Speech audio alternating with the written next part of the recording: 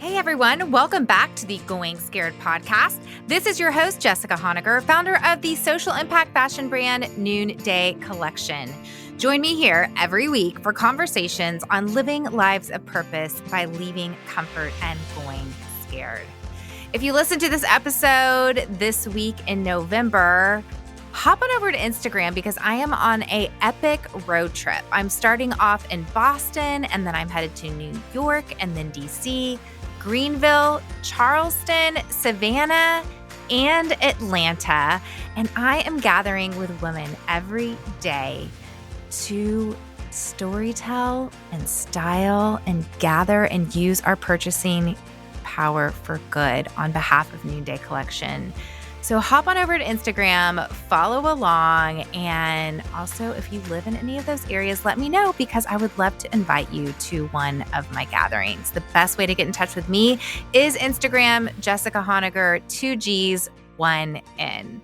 All right, today's episode, I am sent books a lot by publishers because I have a podcast, and this book caught my eye. It's called 7 at Sea. Why a New York City family cast off convention for a life-changing year on a sailboat. That's right. Erik and Emily Orton decided to sail with their 5 children, one of whom has Down syndrome, for several months. They lived on a boat, they did school on a boat, and this is about the time when I was about to go live in the Airstream. So I thought, you know what? I want to talk to Erik and Emily and hear about this. It is such a great conversation with insights about family, about marriage, and about finding your purpose.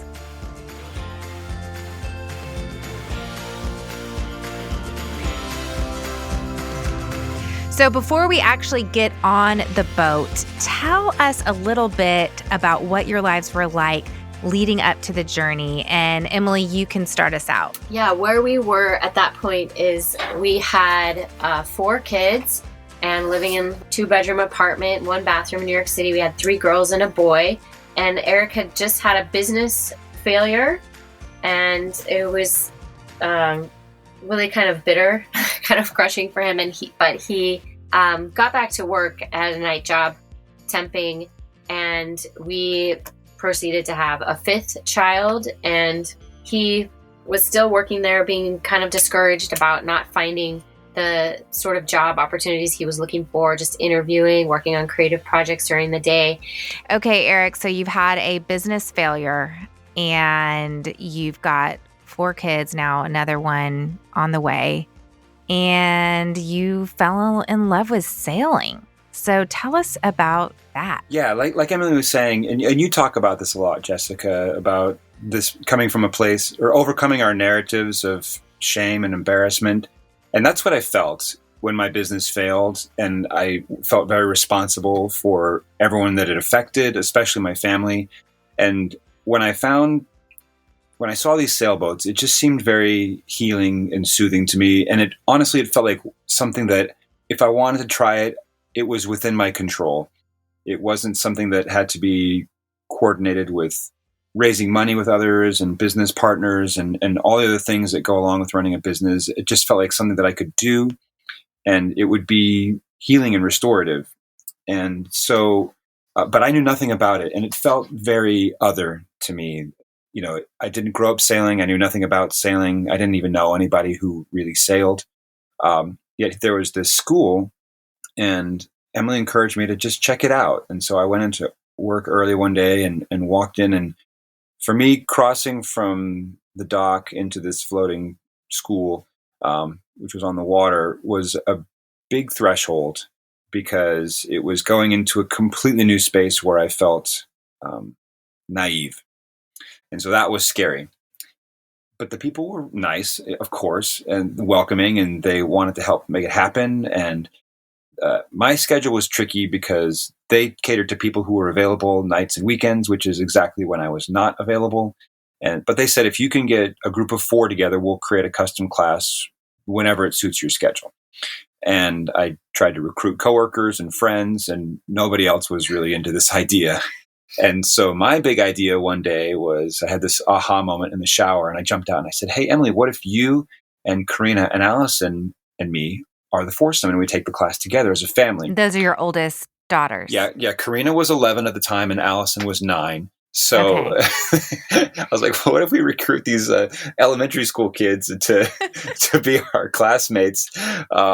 Anyway, so that's where it began. And we had to kind of rally, and I had to get humble. And I took on a little bit of extra contract work back in the theater business, which is where, I had my failure, and to pay for this, because we were not making any really good money at the time. And so, but I was determined to make this happen. And we had to get babysitters for the other kids, and we had to drive to midtown or downtown, which parking was atrocious. And there were, even for this one little teeny step, there just felt like so many logistical obstacles. But we pushed through, we did the class, and we all became 101 certified, as it were. And yeah, I think the big thing was overcoming those limiting stories that we had about ourselves. Like Erik didn't see himself as a sailor, and I was really afraid of deep water. I mean, I was traumatized when Jaws came out on TV in 1979. I was 4 years old, so I spent 33 years staying out of deep water at that point. And it was, I think it was something that we all had to overcome a fear, and we all had to kind of rally together to get into this new place and start seeing ourselves in a new way. And even then, we just thought it was going to be a class. It wasn't until later that we realized this is going to be a goal. And we articulated that we want to sail for a year as a family before our oldest child leaves for college. And that's when the heat really turned on, because it was measurable. We had a timetable. And things really started moving. But I love the lesson that even before getting on the boat, because it's so counterintuitive in the middle of a financial hardship and in the middle of feeling like a failure, to go and kind of start something new. I have a psychiatrist friend, and whenever I go through bouts, I used to struggle with depression, especially after having my first baby. And I remember calling him one time, and he just had like this checklist of questions. And one of them was, when's the last time you tried something new? And there is something about getting out of our heads when we're going through a hard time and trying something that sort of acted as this maybe distraction, but it gave you something to do together as a family and focus on something positive and an exciting new skill. And I mean, you had no idea it was going to lead to you now taking a journey for a year with your children on this boat, and eventually a book, and just a life of adventure. So I love that you started it not from a high and from a bounty. And you talk at length in your book about the finances behind it all and how you went about the finances, which I so appreciated, because it is easy to look and go, oh, they must have a trust fund. I mean, that's what I thought when I saw the cover of the book. I'm like, well, okay, obviously they had a trust fund. But then to actually read like the sacrifices y'all made to cause this to happen. Now, I know Erik was really fell in love with sailing and with the idea. Let's talk a little bit about that dynamic between the both of you. Emily, I know you are a passionate, stay-at-home homeschooling mom, and I am absolutely opposite of that, but I love meeting women that find so much passion there, because it inspires me to love parenting in the same way that you love parenting. So tell us about that dynamic when Erik's like getting serious, like, okay, y'all start talking finances, you're looking at boats, you're like putting it on the calendar. What were some of those real fears that then came? Well, I was definitely concerned about finances. I was concerned about school. I was concerned about social situations. I was worried, like friendships, like who are our kids going to be friends with, and what was this going to do to the friendships that they already had. I was concerned about our health and safety. I was studying, medical books and stuff. And I appreciate what you're saying. Like, I did choose to stay home with my kids, and homeschooling wasn't originally on the docket, but as that became our way of life, I try to take it very seriously and be very professional about it. Like, hey, I try to treat it like a career, and so constantly studying how our brains develop and how, relationships and environment affect the way that we learn.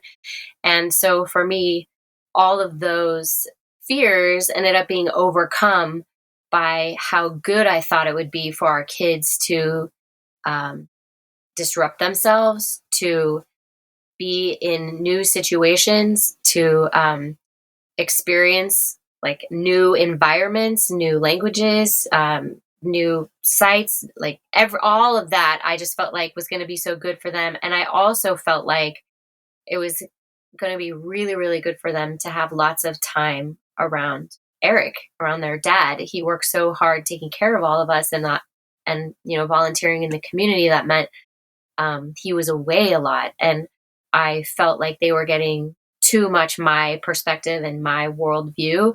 And so allowing them to just like spend way more time with their dad and then in these other places. And one of the things I wasn't counting on were all the friends and their perspectives that we met along the way. And that was so beneficial to them. And when we finally left, we ended up, I think our oldest daughter was entering into her junior year of high school homeschooling, but that's still the year that you prep and take tests and things like that. And I just told her, we're going on this journey and you're going to learn a lot of things that are not going to be on the SAT, but I think they're going to help you in life. Can you trust us on this one? Because those tests seem so important. But that is how it unfolded. Like, I care passionately about learning, and Seth Godin talks about like finding your smallest tribe. And I just saw my kids as that smallest tribe where I could have the deepest impact. And I just took that really seriously. So that's kind of what helped me over my fears about the ocean, the weather, the health and money and all that stuff. I just thought, man, if this ruins us financially, this will still have been a good idea. Like, let's do it. Wow. You framed your mission around family. And so that mission is what helped you overcome sort of the story you're probably telling yourself. Erik, what about you? What were some of those fears when you finally you've bought the boat and you're actually doing this thing? Well, Emily and I shared a lot of the same fears. I might say that I have a higher tolerance for physical risk. I like to do things like rock climbing and things like that. But, we both wanted to be safe. We wanted to keep our kids safe. We both felt keenly the financial risk because I was worried that, if we went and did something like this, there's no way that I would who hires a guy that just sort of drops off the grid for a year? Would I ever be able to get a job again when I come back? Would I be able to earn to provide for my family? So those were some of our basic fears. But I think the deepest fear was actually the fear of embarrassment and failure. And not that anybody was really watching beyond our family and friends who were interested that we were going to go do this thing. But this fear of making an absolute fool of ourselves and people being like, yeah, of course, that's just a dumb idea. And of course it didn't work out because nobody does that. So, you got what you deserved. That was sort of the story that we were telling ourselves. That and was the worst. And what would failure have looked like in your situation? I guess getting there and realizing, we can't actually sail this boat. We're incompetent. And now we have we've sunk all this money into this project and we're digging ourselves financially out of a hole. And then we have some accident and, we can't take care of ourselves afterwards, or like we're so concerned about. Yeah, the number of things that I guess just that we come out of it somehow emotionally and financially crippled. And a lot of it sounds ridiculous when you say it out loud because you just kind of feel like, well, that's the likelihood of that happening is pretty low. But yet at least our mind went there and we said, this could be the scenario and we would just look like idiots. And that was hard to push past because nobody's going to say, you know what, this is a really smart thing you guys are doing. This is wise. Go for it. Nobody said that to us. We had to just. Excellent choice. Excellent choice. Go for it. Go for it. Yeah. Okay. Walk us through a little bit because I've read your book and I loved reading about how the whole family, sailing a boat involves teamwork. I mean, it seems like a pretty skilled job. In fact, I recently watched a very depressing movie, by the way, The Mercy. Have y'all seen that one? I thought it was so depressing. No, we haven't. We've watched most of the depressing sailing movies out there because there are many. But that's not what we'll have to put it on our list. Oh, yeah. You'll have to put it on your list. It's an English film, and it is about Donald Crowhurst and his solo attempt to circumnavigate the globe. And he's going on this solo journey. And anyway, I'm not going to give it away. Oh, you want to know? Is he in some kind of race out of England? It's Colin Firth. Yeah, it's Colin Firth, and he is racing around the Cape. And that story is the worst. I know the story. I watched that movie. Actually, I did see that movie years ago. And it was a documentary. I came away just scratching my head thinking, okay, we can't say anything else because we don't sorry. want our listeners. Yeah, that's like the most discouraging. It's not good. But it gives you a really good idea of like the skill, like the navigation and the sails, and then oh my God, all the things that break. I mean, we grew up, my dad had a ski boat growing up, and I swear every time we'd go to the lake to take it out, it was like, no, now this is broken. No, we're going to take this, it's going to take a couple hours. And so paint us just a picture, you get down there, you've got the boat, you're about to set sail. What did a day of sailing look like?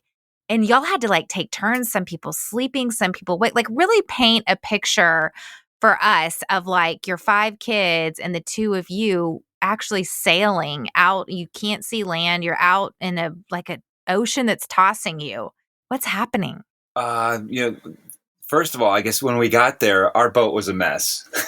And so we spent, as having read the book, that we spent a fair bit of time just getting our book situated. So yeah, when we went out as a family, it was great for our family to work as a team.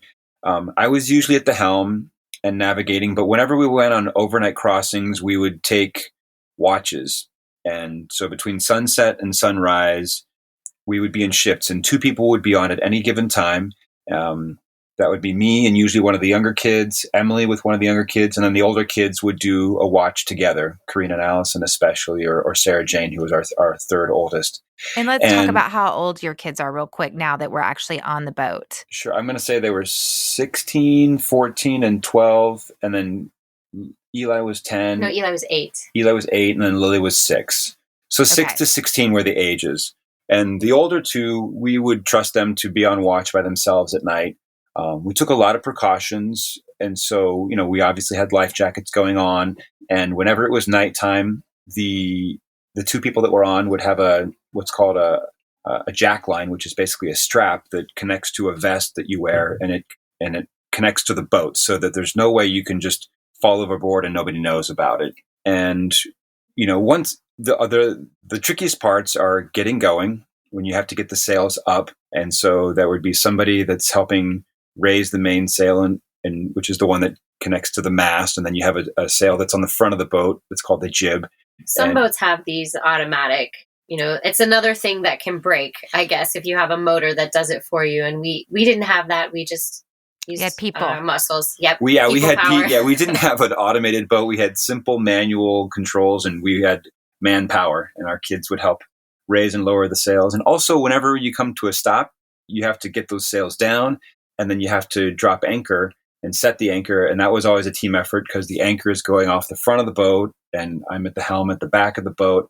And there's key communication and coordination that has to happen there. And so there was initially, I think, a lot of frustration at least on my part, because I started out wound up pretty tight, and I think got more relaxed as we went along. But yeah, we really had to communicate and give each other the benefit of the doubt. And we had to hone real skills that, if you read the book, by the time we get to the end of our trip, those skills came in they were really crucial to the successful completion of our trip, because we got into some hairy situations that we were prepared for by the end, but we weren't prepared for at the beginning. And so that progress was really important. And I think to this day, our kids feel like because we did this, we're galvanized as a team in a way that we never could have been otherwise. So let's talk about that a little bit, just the relational challenges, because I think my kids, by the way, have been gone for a little bit with their grandparents. So it's easy when I'm away from my kids to think, yeah, well, I actually have frequently dreamed about, because, our work with Noonday Collection, we work in countries all over the world, and we've taken our kids, we've taken them to various countries in Africa and in Latin America. And so I've had this dream, to take them around the world for like 6 months, and we would go stay with different artists and partners. And I got really serious about it for a little bit. And then we started remodeling our house, and it kind of got put on the back burner. But every time I go overseas, it gets resurrected. And I'm like, why? Why am I not doing this with our family? But then I actually spend a day with my family, and I'm like, no way could I ever do this. No, like, it's easy to dream about it when you're like, oh, and then you're like, sounds like oh a my good God, idea. we would kill each other. Like, I think that someone would throw another sibling over the boat. Like, I think that's actually a pretty real reality for our family. So do you just like, are you guys a unicorn? Like, do your kids, are they magical and just kind and sweet and get along? Like Yep, how does that's this really it. look? I mean, you're stuck on a boat, like on a really small boat with 5 people, 5 kids. Yeah, I think one of the things that I say to my kids a lot is change is fast and transition is slow. And we definitely experienced that on the boat. Like, we just showed up one day from, hopped on an airplane, and there we were. Now we live on a boat, and we have 4 tiny cabins, and you're sharing here and you're sharing there. And this is our new life. But the transition into it takes longer. You don't just show up and everything's, the good ship lollipop. So we had to know, like, you have to know that it's going to take time to transition to this new rhythm. And we also had to, Erik and I had to realize, I certainly thought that if we had set up the circumstances like this, then it would be all about this family togetherness. And that wasn't the case. Once we got on the boat, there were still plenty of things to take away our attention. And we still had to be very deliberate about designing and establishing routines that were going to work for our family in this setting. See, and I love that. I'd love for you to talk a little bit about that, because I think it's easy for us to think like, yeah, we're just going to go away and take away all screens, and then we're going to actually be a family that's together. But it was interesting to read that, like, you can get distracted by anything, even if, the internet's down, and so you had to be really intentional. So what were some of those intentional ways? Because you think, oh, you're stuck on a boat together, but being stuck on a boat together doesn't necessarily create connection. Oh, absolutely. Proximity does not equate with connection. So one of the things how Erik talked about doing watches, the way we designed the schedule was partially to allow people to get bigger chunks of sleep, but it was also set up so that each of us had a chance with each kid, that we had a chance to be as parents together on at least one watch. And that those, quiet hours would be one of the times when we could privately check in with our kids. And we would also build that into other parts of the day, as, whether I was doing school, or we set up a meal preparation rotation. So one of the older kids would be responsible for breakfast for a whole week, and a different one was responsible for lunch for a whole week, and the third one was, for dinner, like that. But it was a very much a shadow leadership situation where I would be in a supervisory role around to answer questions and be at their side if they needed anything. And so they were able to, build confidence, but it also built our relationship. And as we switched into them doing all the meals so that I could spend more time making sure we were prepared with, whatever I was planning for school or our just home management things, I learned that the main thing that they wanted from me as a mom was that emotional connection. They wanted to know that I heard them, I saw them, and I believed in them. And that really helped me sort of recalibrate how I decided to spend my time. So I would just, I'd be sitting in my cabin working on something like the lesson plan for the next day or whatever. And I would just have one kid after another would file in and want some attention. And I would set it down and, look at them and hear them. And So yeah, I think we had to be very deliberate and very intentional about making a transition. We had to use screens. That's one way to cocoon for privacy. Our kids had earbuds sometimes.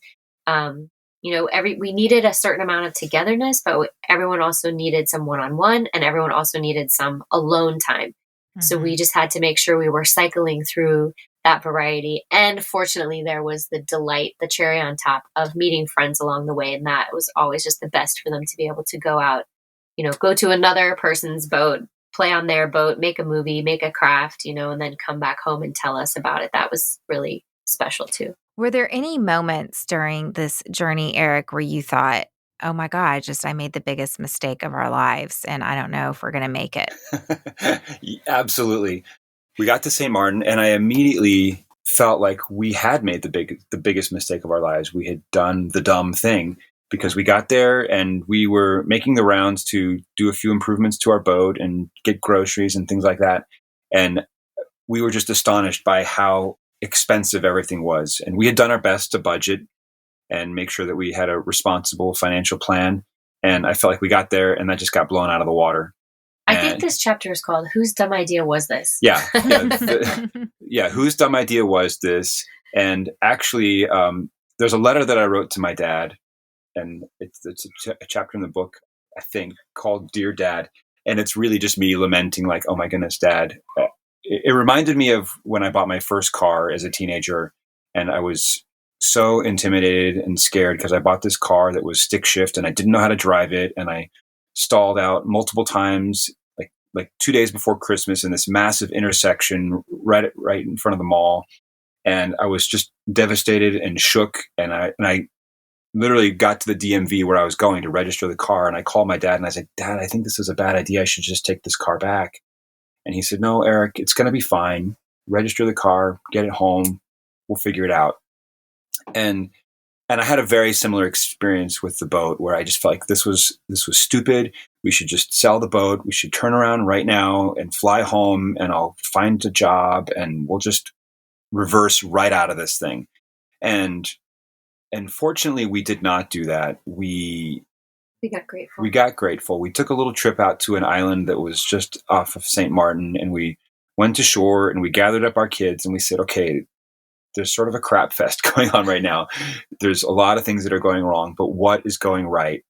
And we went around and we interviewed our kids and we filmed them saying what was awesome about right there and then. And that, I think, in a lot of ways just helped recenter us. And we realized that, yes, we were up against a tough challenge. We had a lot of things coming at us that we hadn't planned on, but there were so many things that were going right. And just acknowledging that helped us recenter and recommit. And we pressed on and we didn't reverse out. And I'm really grateful for that moment. That's amazing what gratitude can unlock. Yes. And just getting present instead of thinking about all the things that could possibly go wrong in the future or thinking about this is some mistake and decision I made in my past. You're just in that moment thinking, what are we each grateful for right now? Mm-hmm. And that gave you the fuel you needed to go ahead and keep moving forward. I love that. So how long did you guys travel for? How long were y'all on the boat? We were on the boat for 10 months. 10 months. 10 months sailing around. And let's talk a little bit now about coming home. So you're 10 months on a boat, a small boat. It's 38 feet long by 21 feet wide. And I think it's 56 feet tall, the mast. Yeah. Not a ton of room for a family of 7. And now you've gotten used to just living like this and living in small quarters and spending your days sailing and, everyone's teamwork as a family. What was that transition like then coming home? And did y'all have an idea of what you wanted to do then after you came home? Coming home was hard, because we knew that we'd had an experience that was going to be very difficult to explain to other people or to have them appreciate. Our girls really had an experience where they just realized, you came home and say, our friends would say, so how was the boat? And it was like, either like you just say, oh, it was great, or come and camp at our house for a day and we'll talk. but it was really right. hard to do the in-between. And so I think there was sort of a reverse culture shock where and so some of our friends that had followed along with our blog were a little bit more, acclimated to where we were in our heads. But, and I won't spoil the ending of our book, but we had kind of a traumatic landing when we came home. And the fact that we came home in a different way than we had expected shook us a little bit. But, for me, my mindset was, okay, now I need to get back to work and earn some money because we've blown through our savings and I need to deal with that. And Emily was wanting to just sort of, I don't want to speak for you. Well, You I know when we came home, we just kept saying like, we're never going to do anything hard again. And before we left, I used to always love those little quotes about like, do something that scares you every day. And I was like, every day, like, how about once a quarter? Let's pull it back. Let's just dial that back a little bit. And I think that we did go into a little bit of a recovery mode where people were like, what's next? What's next? What's next? We're like, what do you mean what's next? Like we just did like we did it. We did it. Yes. So are you saying that there was like, because you were talking, there's the transition to the boat and now there's the transition to coming home. And so were you recovering a little bit of like, because when you're in the moment, you kind of just have to like pull your boots up, and just get through it. So was there some looking back and kind of almost processing some of the hardness of it once you were back? For me, there absolutely was that. We went out asking the question, what could go right? That was one of the things that really helped us get over those fears. Like, what could go right? What are all the good things that could possibly happen? I love that question, by the way. Because we camp out on all the wrong and we're constantly mitigating risk. But to be able to go, well, what could go right? I love that. Yeah, when you're looking at the opportunity cost, like what this would be all of the things that we would have missed out on if we got too scared to go, And so that was a real thing. And then as we came home for those first couple of weeks at home, I just sort of thought about, oh my gosh, what if this had gone wrong or that had gone wrong? It's totally illogical. Obviously, we were fine. We didn't get sick. We didn't get injured, really. Like, it was a very smooth trip health-wise and safety-wise. But I just let all that exposure, that vulnerability kind of wash over me. And at least for a week, I slept on the couch with my hand touching the ground. And I checked out a whole bunch of books from the library about like homemaking, but just like interior design. And I didn't read any of the words. I only looked at pictures and I just thought about having that settled feeling. And I think, we all need variety. So the problem is once you get comfortable again, you start to feel like bored. And so it took a little bit longer after this, huge vulnerable thing before I was, we were like, oh, it would be so awesome if we watched Netflix, or what if we had a couch, or what if we could just order a pizza, like we were like just dreaming about all the easy things we could do. What would be easy? Ordering a pizza. So, but that is not a space that I think as human beings we can really live and thrive and be happy. So I did think that recovery time was important, and writing the book was one element of actually just getting our brains around what happened and what we experienced and what we learned. And then we were just like, yeah, I'm ready. I'm ready for something else. We want to do something else. Yeah. And jumping in here, I don't think we realized, it took us a long time after getting home to realize and understand what we learned. Yeah. There was a little bit of shock, and I think we had to process for months and maybe even a couple of years really. Even just little things like, oh my gosh, Mom, those people just let the water faucet run and run and run. Or they're letting the refrigerator door just sit open. And it's just like, I can't handle it. And so there were a lot of little things that culture changed. Shock. And then Erik, what about you? Because now you tasted this life of adventure, and how did you sort of find your passion at being able to provide for the family? Like, what'd you do? Or do you think you've had to kind of, tell us about that. Sure. Well, I'm actually working on a book about that. That's the next book, because I got my same job back, and the day after I got off the boat, I was literally sitting at my same desk in my same chair doing the exact same thing I had been doing before I left.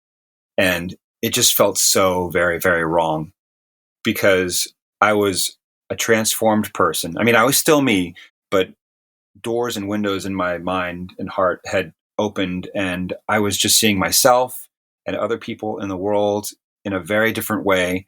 And I just knew as soon as I got there, I was like, I can't do this. I can't do this. And so my mind was going to work on other things. And I ended up, I think within 6 weeks of being home, left that job and I pivoted into something totally different, which I never would have imagined for myself. I ended up going to work for a solar company because I'd learned a lot about solar living on the water, and you have to create your own energy and power, and I won't go too far into that, but basically I did something that was a complete shift for me.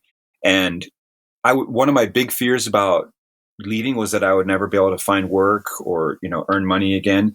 And in fact, I came home, and because I had kind of opened up in a lot of ways, I was able to make tons more money than I ever did before. Like at least 3x. Yeah, I quadrupled my income, and just was I was unafraid of failing. I could care less what other people thought of me. And that's probably an oversimplification. It took me a while to get there, but cared a lot less. I cared a lot less, and I still feared failure, but my tolerance for it, my tolerance for uncertainty had gone way up. And so those things opened me up, and I think us as a family, to all kinds of opportunities. And I feel like the manifestation of what we learned on that trip has only started to play out in these past couple of years, because we're now traveling around the world with our kids, like 70% of the time? We've been doing this for the last 2 years now, and just like taking the reins of our life. I think one of the things, like, for example, on the boat that we learned that was different is that Erik had thought, oh, well, as you get older, you just, you're more sedentary and your waistline expands. And this is, just kind of the natural process of life. But when we were living that indoor-outdoor life on the boat, he lost 20 pounds and was like, what? I didn't know that was possible. So he ended up deciding to be really deliberate about it. And he ended up getting back into his love of rock climbing, and he climbed El Cap. He got toned and strong. I just watched Free Solo with the family like a month ago. I went rock climbing for the first time a couple months ago, and it was ridiculous because, I'm belayed and I'm in Joshua Tree, and I mean, I'm just like 50 feet up, but I was so afraid. Like, I've never had adrenaline pumping through me like that. And I've done a lot of like really cool things, but I mean, the lessons that I have learned just from that one day of climbing, and I don't know, you'll have to tell me this, because El Cap or Free Solo was so different. But my rock climber, what my guide told me that day was, he said, rock climbing is not mountaineering. Mountaineering is all about summiting and getting to the top. And summiting is actually a mountaineer's term. He goes, rock climbing is the journey. It's the next little step that you can take in the way. And it's the athleticism that you use in getting up. And that just spoke to me, because I just thought, oh my gosh, like, that's life. Like, I want life to not just be about getting to this next summit, but to be about like the little nub I'm going to find in the rock. But then when I watched Free Solo, I was like, no, all that dude cared about was getting up to the top. So now I'm confused. I'm confused now. Oh, I think motivation for climbing is very personal, and each person is unique. And, Alex is just a really... He's a unique and talented and gifted person, and I have very different goals from him when it comes to climbing. I've wanted to climb El Cap since I was 14 years old, because I started rock climbing, and then I took 20 years off because I was like, I've got kids and I can't got too much adventure. I can't be taking those kinds of risks. And so for me, I was telling myself a story that rock climbing and being a responsible father were incompatible. And my kids and Emily really helped me overcome that. And it wasn't until this is another example of, we came back from the boat and we reestablished ourselves financially, and I'm, my kids now know a little bit more about what my hopes and dreams are and have been over my lifespan. And when our daughter, Sarah Jane, found out that Yosemite was in the United States, she kind of just looked at me with this baffled, confused look. And she's like, you've talked about this for so long and it's in our country. Why have you not done this? And she really held me accountable. And so I think within a few weeks, I bought plane tickets for me and my daughter, Allison, and we took a trip to Yosemite because I had all these excuses like, oh, I'm not in good enough shape. My climbing skills have, fallen off. I don't have the right gear. And they just slowly kind of pushed me to do the thing that I was stalling on. And anyway, to get back to your question, the reason each person climbs is very unique. And, for me, it's just a beautiful exercise of body and mind where it's a place where when I'm there, I'm fully focused and engaged, and I cannot afford to be distracted, and I cannot afford to be, I'm physically out of self-preservation, needing to be aware. Totally. That's what I loved about it, because I'm someone, you and I are probably pretty similar, just like love adventure and probably future oriented. And I'm just constantly coming up with new ideas and the next thing. And it's very hard for me to be in my body and to actually be present. And I find the thing that actually gets me present is just super, super intense physical activity. And that, rock climbing, like you're nowhere else. Like you are nowhere else. You're like, it's a kind of meditation. And it is. Yeah. It's beautiful. Okay. So and by the way, you picked a great place to climb. J Tree is the best. So that's good for you. That's what I heard. And our guide, his name was Tomas. He was amazing. He was so good and just really coached me so well. And we're going to take our kids as well. We're going to go on a rock climb with them. And if you ever want to climb El Cap together, we'll put together a team. Oh my God. I cannot even imagine. And in fact, when my kids watched, they were not inspired by Free Solo. They were like, that guy is dumb. And then one of my kids was like, Mom, please don't make me rock climb when we go rock climbing. It's funny. It was like one of my more adventurous kids, but I think the whole heights is a real thing. So anyway, we'll see how it goes. I'll keep you posted, but we're all going to go rock climbing. And I was like, you know what? You can go up and you can come down. You can go up 10 feet. And if you want to come down after that, it's fine. Like, we're just going to try it. We're going to try it. I'd love to close just asking, other than doing something epic, what are some ways that people can do something different for their own life? I want to say something about this right off the bat. Some people say to us, like, well, I'm not adventurous. And I don't really believe that. I don't really accept that. I really love how you talked about, going scared. You talk about courage being when you're afraid and you do it anyway. And, for us, for a long time, we would just try to do something that neither of us has done before for our anniversary every year, something new and fresh. And one year it was taking a yoga class, and neither of us had ever taken a yoga class. And it was this, like, let's go into this space holding hands and do something scary together, because we don't know what it's going to be like and what will be expected and how it will turn out. And I just think if you are someone who has people in your life, if you have friendships or relationships or marriages or kids, like, to me, that actually takes so much sense of adventure. The stakes are high. The outcomes are never guaranteed. And when you bet on other people, I think you're an adventurer. And to me, it's like just the setting keeps changing, but it's always mostly about relationships. Erik will have some great ideas that answer your question in a more practical way. No, that was great. Thank you. We know that most people don't want to live on a boat or climb El Cap or do any number of things that might feel foolhardy and reckless. But I think what you were saying earlier about your psychologist friend who said, what are you doing what are you learning that's new?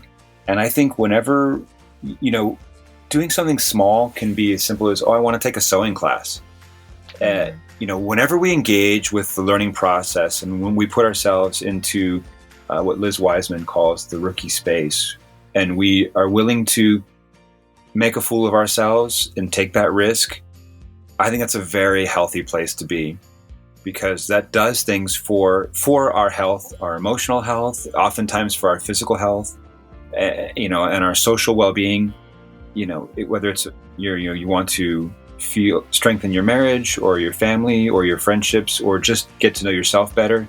Learning something new is so powerful, and it doesn't have to be big and dramatic and epic. It can be reading a new book. It can be learning a new skill, preparing a new recipe. Oh, a couple years ago, I learned how to use a serger. Those machines look so scary, right? They have so many knobs and buttons, and I was like, ah! But you did it. But she did. Yeah.